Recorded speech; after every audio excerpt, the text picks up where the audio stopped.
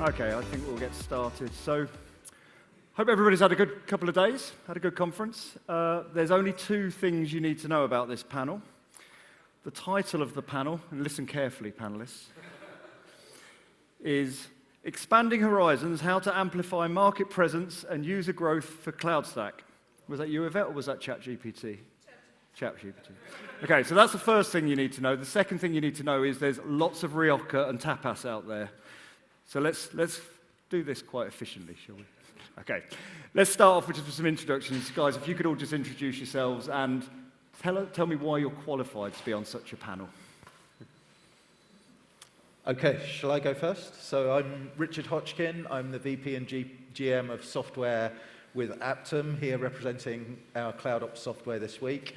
Been very involved in product design, definition, putting customers first all the way, and building marketing strategies for our software in particular, but moving increasingly more towards our infrastructure marketing moving forward as well.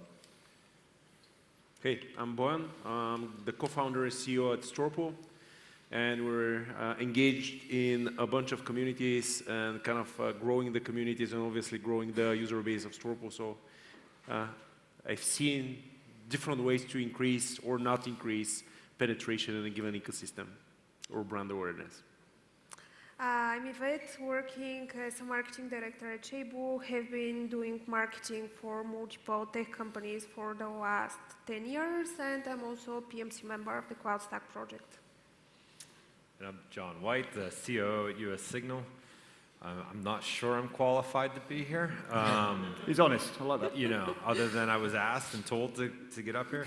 But I know, I mean, probably actually a lot of the background, you know, so a few companies ago, we started in the VMware cloud journey in 05, 06. So I was very early in a lot of those user groups and getting those going local inside of Pittsburgh, Pennsylvania, where I live, as well as then nationally when we did the bigger conferences. So I guess I have some scars and some learnings from over the years from that kind of journey into it.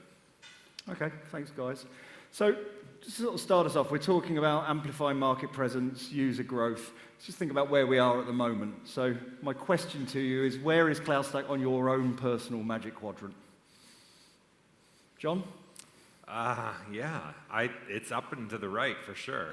That'll do, that's enough. Panel's over. Up and to the right. It's really interesting. When we were going through all the R&D and we were laying out all the different options of where we could potentially take this, we knew we wanted to take a change. We knew we wanted to do something inside of the open source world and community. You know, looking and seeing the technology options that were out there, but then also understanding the groups behind it. I mean, we were looking at all the where everybody's GitHubs, where people were contributing, what people were having success with, you know, what other enterprises, what other businesses were operating, you know, on CloudStack. And then when, you know, the proof is always in the pudding, when the team actually got it up and running quickly and on some old hardware that we just had laying around, it was like, whoa, this is actually pretty interesting. This is something that actually could work out for us. And just the experience we've had putting this product together in 10 months, 9 months, somewhere around there, it's been a easy experience, which is not often, you know, told. We had some struggles with some of the other players that are baked and bigger as far as an adoption go. It wasn't as easy to get up and running, and you know, just then having that community feel to even build the documentation and get people behind that, you know, inside of our organization. I mean, it's been a very easy, natural process. And as a business leader, that's what I want, because I want to be able to bring a product to market that's going to scale, that people are going to get behind, and then we're going to be able to have a really great offering for our customers. We put 100% SLA on what we're doing inside of our open cloud product, and so, you know, the whole community, the whole product and the technology and the documentation and everything that goes around with it, all of that matters. Love it. So it's a bit unfair if I just extend the question a bit, but because we haven't even defined what's on our magic quadrant. But Yvette, on your magic quadrant, is it in the same place? And ask you sort of which direction is it moving? I should support a bit John on what he's saying. I personally don't care so much for the Magic Quadrant, to be honest. I think for me it's more Sorry, that was the question of it. Yeah. For me it's more important that we can hear more and more user stories every year, which basically is showing that there is a hype around of the technology. We're thinking for a lot of time that CloudStack is in the plateau of productivity, but I personally think there is a growth and there is like another hype cycle around it. Boyan, Richard, any thoughts on your particular personal Magic Quadrants? Yeah, I'll put it in the challenger position. I think it's increasing in brand visibility. We have a lot of tidal wave of new users coming from notably VMware and other ecosystems, cloud repatriation from the other side. But OpenStack, for example, has, I think, larger brand visibility. Maybe not a good fit for most companies, like overly complex, etc. But I think CloudStack is up and rising, but it's still in the challenger position, and we can all work together to kind of increase the visibility of that otherwise great technology to kind of more people coming in that way. So it's kind of like we still have to work to get it up and to the right. Where are you on it, Richard? No, what axis are you moving on? No, I think I'm aligned really with Bojan. I think it's definitely challenging, and I think it's becoming moving it more and more into this challenger space because of what's happening in the market. And I think that's more than obvious to everyone. And you know, we've spoken about it endlessly this week, really. But you know, when you start looking around at the alternatives, as John has, and you know, as we all have, really. It just seems like it's the obvious choice, and I think what that will mean is it will build momentum naturally as people start to see some bigger names adopt it, and you know, it's really about building that brand awareness, and once that awareness gets beyond a sort of a tipping point, I think it's in a great position. It's certainly got the maturity there to be able to go on and, you know, with the community behind it, continue to contribute and keep it relevant. I think it's definitely in a good position to go from strength to strength. Okay, brilliant. So we've got a really successful open source product which is stable. You know, John, you just sat there and said, we've chosen this thing, it's really good, we love it. Why do we care about growing users? You know? It's open source. We're all here having a great conference in Madrid. Things look pretty good from where I'm standing. Why should it matter? You know, it's an open source project. What do you think? Who wants to go first?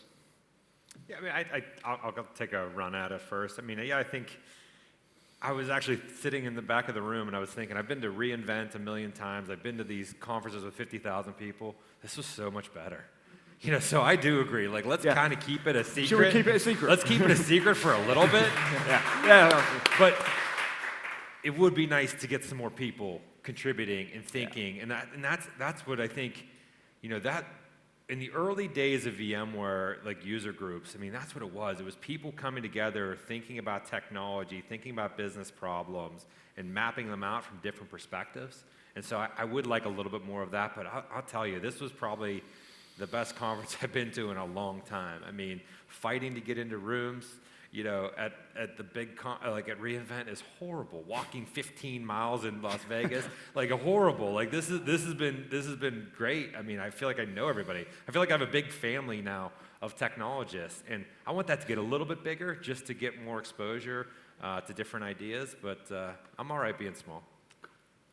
Who else has got I thoughts on that? wholeheartedly agree. I always prefer the smaller conferences to those huge ones in Vegas, and I think it makes it more intimate. It means you can have more meaningful conversations with people who are really involved and invested in the product. So, you know, kudos really to all of you out there who've been contributing and supporting with this conference, because you know, I for one have taken a lot away. I know that lots of other people in the room have as well. So.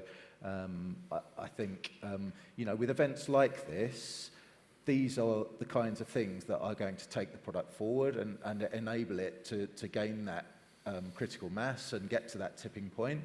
And, you know, there are other things that could be done too, but maybe that's further down your list, Giles, of questions.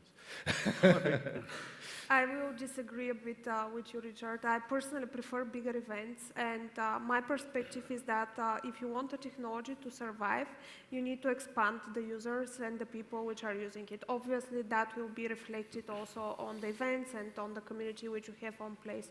But in my understanding, if a technology needs to survive, you definitely need to have constantly new users, because that's helping the technology also to grow, that's bringing new ideas for new features. So as a community member, my personal target would be at least to double the size of that event, let's say in 2 or 5 years.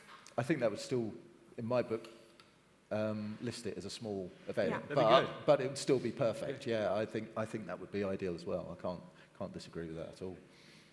Yeah, I'm with Yvette on that. I think essentially, if you're delivering value to the marketplace, your users grow, and that has its, on the flip side, you create more complexity, you might create features that are not good, and you might have product quality issues if you overextend yourself, but unless you attract more users, that means you're not adding enough value and you're stagnant. So I think if we're all doing a good job, like the community will be growing naturally because of the value add.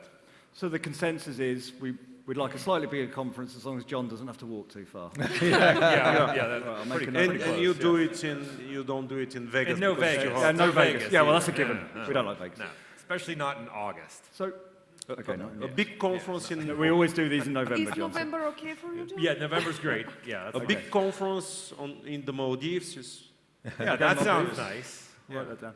Okay, then. So we want more. We've agreed we want more users. Okay. If you could do one thing with this project to attract more users, what would you suggest? Or make one recommendation?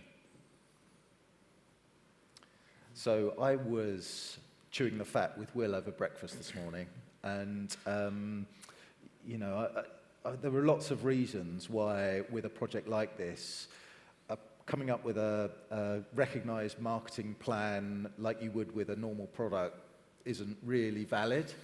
I mean, there are certain elements that it's useful to know, but one idea that we came up with that could be worth pondering is almost like a LinkedIn game of tag, where someone starts the tag game and lists their favorite feature with a hashtag, and then tags off to somebody else within the community, and they list their favorite feature, and then goes off to everyone, and that way everyone's contacts in their LinkedIn will get to see these posts.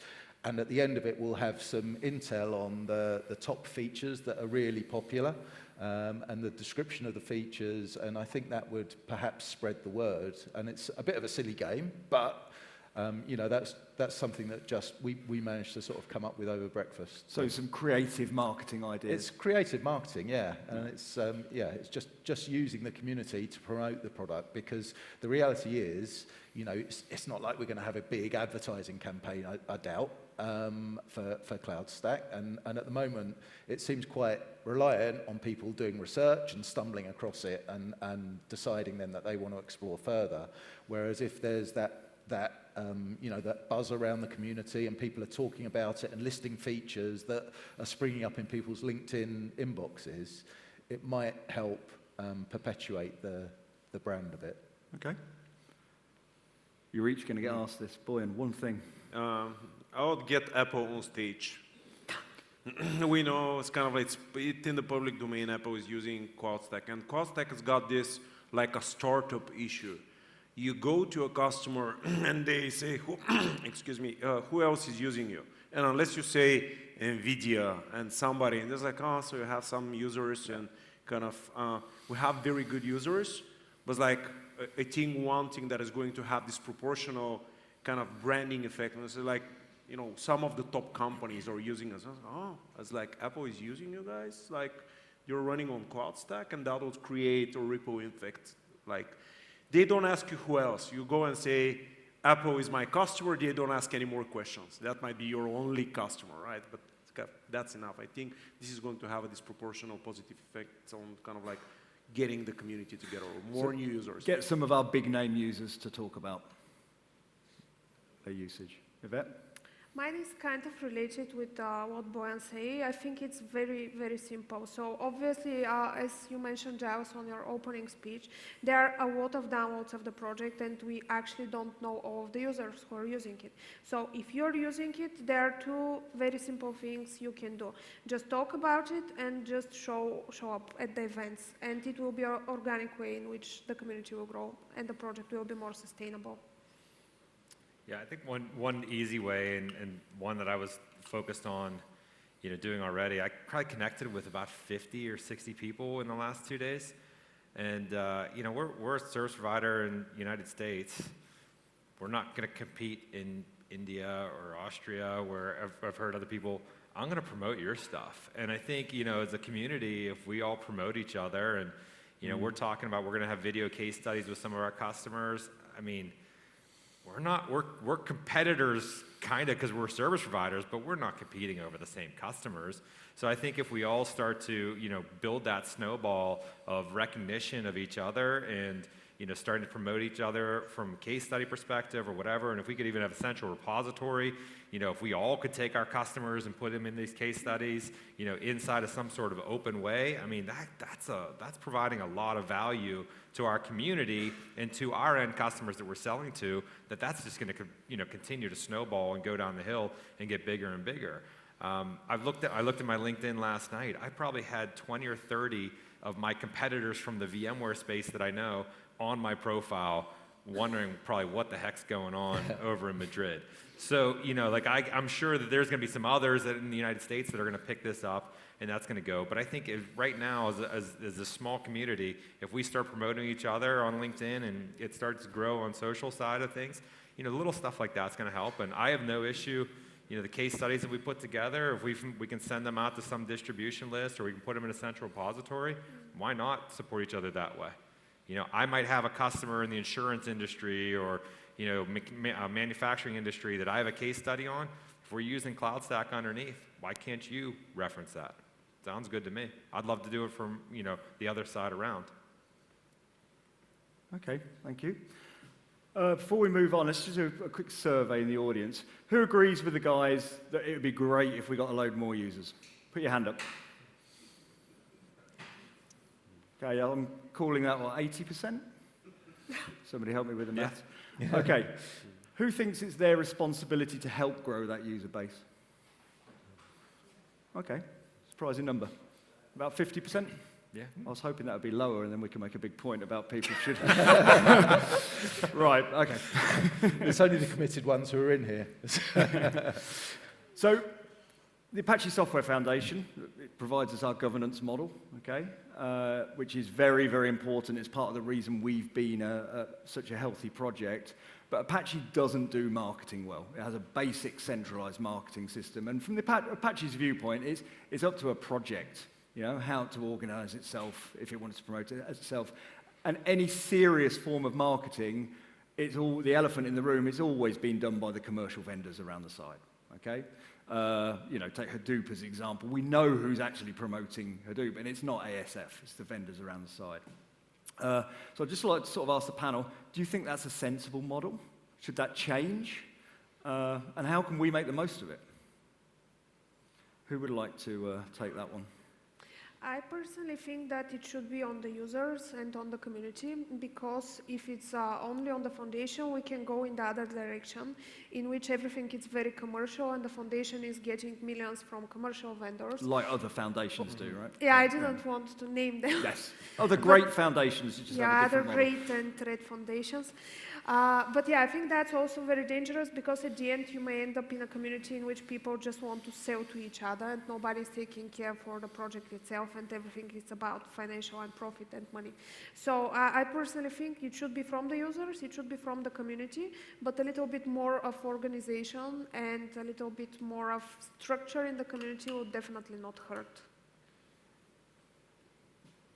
So I think I agree it should be community-led, but I think it would be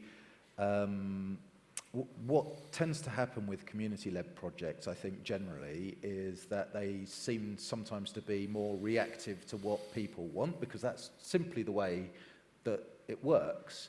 And when you take a commercial organization to contrast that approach, they would perhaps be a bit more speculative with some of the features that are developed because they're not developing it for their specific use, for a specific use case within the community. And so I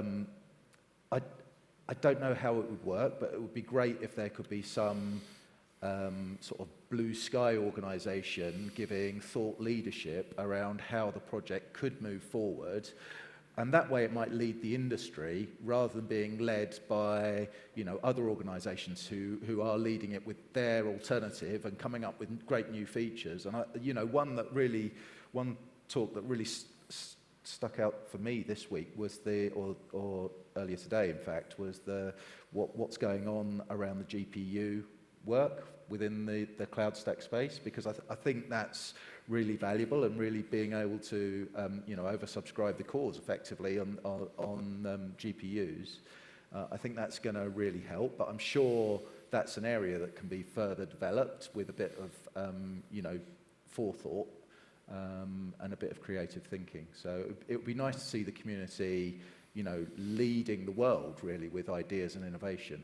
Yeah, and I think what you're touching on there is something that has been discussed before about, you know, maybe some sort of non-profit entity which can sit there as an alliance or something. Yeah. Because CloudStack as a project doesn't even have a bank account, right? There's right, no entity. exactly, yeah. This is it. This is us. Yeah, right? yeah. And the foundation doesn't want to get involved inside of projects. No.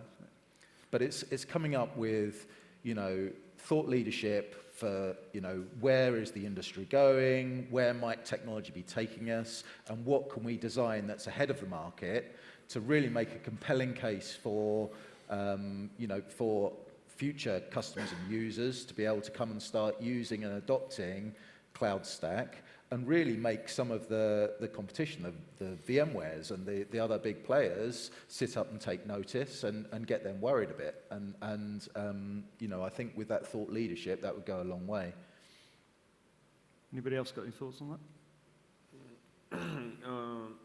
So we have two ways to, or I've seen two types of communities that kind of create value. One is user-driven communities, because we've seen examples of communities that are vendor-driven, and they become like a fray. You don't want to get there. And if you have user-driven communities, they tend to add more value. On the flip side, you need sometimes a strong foundation or leader, and you're seeing a lot of strong communities like individual people, like Linus Torvalds or Steve Jobs, where you still have that focusing power that says, okay, this is the roadmap, this is the vision, this is the strategy to get there. So I think it's kind of like a balancing act between the two. But user centricity is key to me. Yeah, the challenge with that is always going to be, where do you prioritize, you know, the features that the user community needs, because they're the ones doing the work and actually getting this stuff done, versus where we'd love to be at some point in the future. How do you prioritize that workload? And you know, I guess ultimately the user community will always want to prioritize the user community's features, because that's where they're going to see the direct benefit. So yeah, it's an interesting challenge, and I think that's something that is probably going to be worth addressing in years to come. I think you need some sort of guidance of vision, or else, you know, you're on a path to somewhere, but you have no idea if it's the path you really need to take. So yeah. I think there's a community aspect that you need, but there has to be some sort of, you know, governance body where, yeah, you're pushing and driving towards something. So something as simple as the GPUs, you know, it's like, all right, you know, we all know that we're probably going to need that one day. How are we going to invest in that to make sure that we can, you know, have that a part of our platform? You know, I think there's probably a lot more. I mean, we're babies in this whole ecosystem, so we're still learning. But I could see that being, you know, some issues that would maybe cause a lack of, you know, lack of increase in steam as we kind of go. I mean, it's gonna slow down our trajectory at some point if we don't have something that's guiding the vision. Yeah, agreed. Yvette, any thoughts on that one? I think it will be valuable for the community if we have engagement of more people who have that kind of strategic thinking.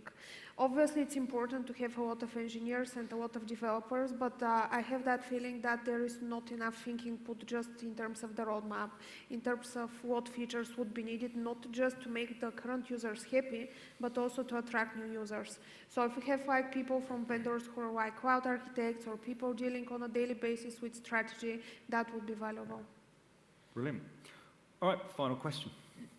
So this conference this time next year, it's a very simple question. Two things. A, percentage terms, how much bigger do you think it's going to be? And I'm assuming it's going to be bigger. And secondly, you're going to meet a company there and you're going to go, oh my God, they're here. Who is that company? Richard? Oh, thanks. So I would be actually quite surprised if it wasn't 25% bigger. 25? Or more. I mean, it's, I'd be surprised if it wasn't more than 25% bigger. I think with what's going on in the industry, I think that is just naturally going to drive, greater adoption. I think that will be adoption. Whether that will correlate back to contributors into the community, I don't know, because I think that uptake and that pivot, as I think US Signal is finding, towards moving towards contribution, it probably takes a bit of time. But I think that the community will grow quite considerably in the next year. And there was another part of the question. Who's the organisation that's going to surprise us by turning up? Who's going to surprise us by turning up? You can think about that while Boyan gives his answer. Yeah. Come on, Boyan. No, Apple.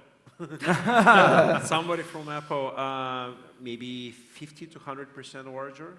150 to 100? Yeah, and kind of, I think our driving force is kind of people going from unnamed other cloud management kind of ecosystem and from public clouds.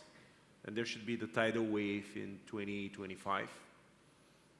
So, what do you this think is where the growth will come from. I would bet on 40%, and in terms of company, I think we will just have more companies from the USA, because currently the community is mainly European companies, some users from Asia, but yeah, definitely a big telco from the USA. Yeah, I mean, I think it depends on where the location is. I think there's a lot of curiosity in the United States right now, but to come to Europe, I think, is a stretch for a lot of people. But I think depends on where, when, and why, but I think there's probably a lot of curiosity growing that we could see a 2x where we're at today.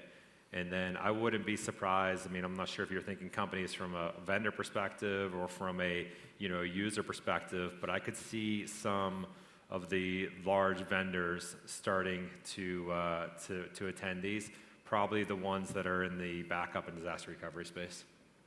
Okay, brilliant. I think 3x, like 200% growth, I think, and I think Broadcom are going to be here, and they're going to ask us what on earth we're up to. That's a stretch. I wouldn't see that one coming. Is there an odd line on that? Is there a money line? I'll take it. Joking. Okay, that's it. That's the end of the panel. Yvette is just going to say a few words. Do you want to stand up and say them, Yvette, or do you want to stay seated and say them? Stand on your chair. I'll just move a bit to the side. I just wanted to thank everybody who has been part of that conference, all of the volunteers who helped for the organization. Also, a big thanks to all of the amazing speakers, because I believe that talks is the most important thing for a conference. Of course, the sponsors who helped us to fund that conference, because as everybody knows, Apache CloudStack doesn't have any centralized budget, so we depend entirely on vendors. And am I missing somebody? I hope not. Yeah, and I just want... Of course. Broadcom, thanks to Broadcom. And I wanted to make the announcement that next year, the conference will be in partnership with CD1, which will welcome us in Milan in November in Italy. Brilliant. Oh, all right.